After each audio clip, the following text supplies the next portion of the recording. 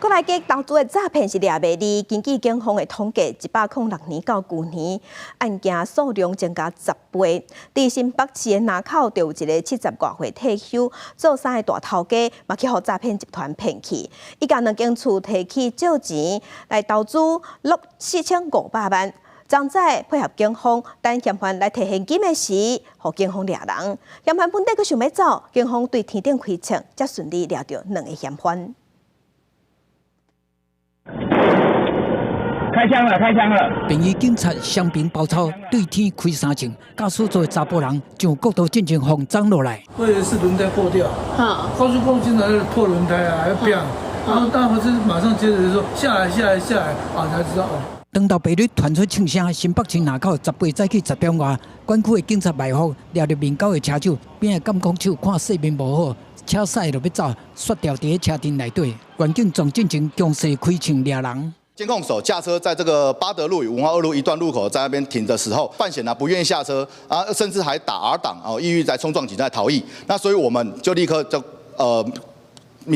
对空鸣枪示警。这个监控手才拄满18岁，加入诈骗集团用假投资来骗人，假私募基金炒股票会出头，甲人按面册的广告扭起咱族群洗脑。一个70多岁退休的生意厂头家，前后面交6拐。连厝体房地产嘛摕去抵押贷款投资，损失4500万。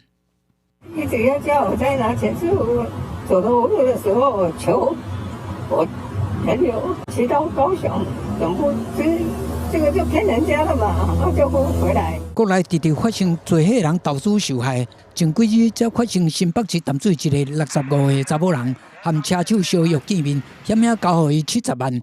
台北市内湖嘛有66岁查某人，相信要买股票赚钱，结600万落去，才知影有问题。按警方的数据，民众受骗假投资106年才千外件，去年已经变11000件，7年成长10倍。看到家庭照顾者，也许是他的小孩，或孙子辈的，或者是在整个社区里面他的朋友，那说不定我们也可以在宣导上把它扩及。